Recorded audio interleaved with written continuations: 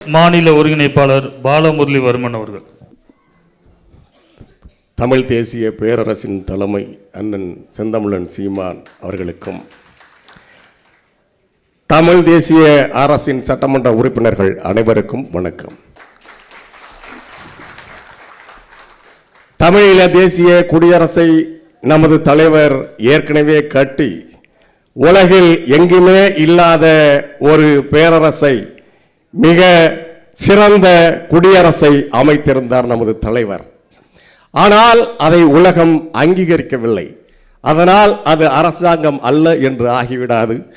அதை போலவே தான் தமிழ்நாட்டில் அண்ணன் செந்தமிழன் சீமான் அவர்கள் தமிழ் தேசிய அரசை அமைத்து விட்டார். இன்னும் அங்கீகாரம் மட்டும்தான் மிச்சம் இருக்கிறது. நாம் முள்ளிவாய்க்காலில் நமது உறவுகளின் அந்த ஓல குரல்களால் இயக்கப்படுகிறோம். அதனால்தான் இப்படி இந்த அரசியலை இவர்கள் எப்படியாக இந்த 70 ஆண்டு காலமாக ஆக்கி வைத்திருக்கிறார்கள் என்று தெரிந்தாலும் கூட, நமது குடும்பத்திலிருந்து வீர வேங்கைகளாக, வேலு நாச்சியாளர்களாக இங்கே நமது தங்கைகளும் அக்காக்களும் கூடியிருக்கிறார்கள். எந்த கட்சியிலும் இப்படி ஒரு காட்சியை நாம் காணவே முடியாது. அந்த திமிரோடு தான் நாம் இந்த களத்தை எதிர்கொள்கிறோம். நமக்கு அதில் எந்த ஐயமும் இல்லை. குடியரசு கோட்பாடு இந்த நாட்டில் உருவாக்கப்பட்ட பிறகு, ஜனநாயகம் என்று சொல்லப்படுகிற மக்களாட்சி தத்துவம் என்று இங்கே சொல்லிக் கொண்டிருக்கிறார்களே, அந்த ஜனநாயகத்தின் மீது மக்கள் முழுமையாக நம்பிக்கை இழந்த காலத்தில், இழக்க தொடங்கியிருந்த காலத்தில் உருவான கட்சி நாம் தமிழர் கட்சி. ஆனால் எமது மக்கள், இந்திய திருநாட்டின் மக்கள், தமிழ் தேசத்தின் குடிமக்களுக்கு ஜனநாயகத்தின் மீது நம்பிக்கையை மீட்டெடுத்து கொடுத்த கட்சியான கட்சி நாம் தமிழர் கட்சி. காசு இல்லாமல் இங்கே தேர்தலை சந்திக்க முடியாது. பணம் இல்லாதவன் இங்கே களத்திற்கு வர முடியாது. வாக்குக்கு காசு கொடுத்தால் தான் வெல்ல முடியும். பன்றி கூட்டங்கள் போல 10 கட்சிகளை சேர்த்து வந்தால் தான் வெல்ல முடியும். இது எதுவுமே கிடையாது. இது அத்தனையும் உடைப்பேன் என்று உடைத்த ஒரே தலைமை அண்ணன் செந்தமிழன் சீமான் அவர்களின் தலைமையிலான நாம் தமிழர் கட்சி.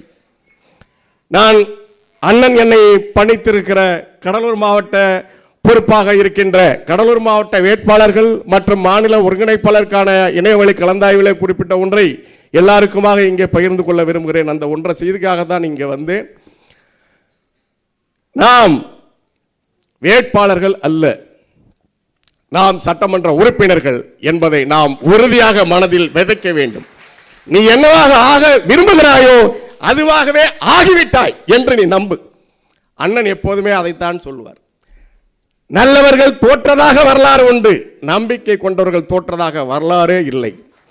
பெர்னாட் ஷா பிக்மேலியனில் எழுதுகிறான், லண்டனிலே ஒரு பூக்காரி, பூக்காரி என்று கூட அது கொஞ்சம் குறைவாக சொல்லக்கூடாது, பூக்கார பெண்.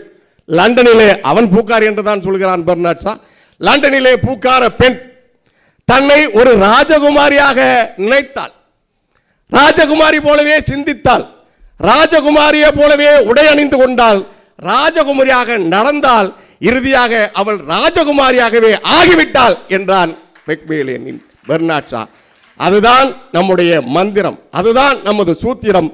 செய்யத்தக்க அல்ல செய்யக்கெடும், செய்யத்தக்க செய்யாமையானும் கெடும் என்பதை அனுதினமும் காலையில் எழுந்து பிரம்ம முகூர்த்தம் என்று அவர்கள் சொல்கிறார்களே, அந்த நேரத்தில் 108 முறை உங்களுக்குள் சொல்லிக் கொள்ளுங்கள். நாம் தமிழ் தேசிய அரசை உறுதியாக அமைப்போம்.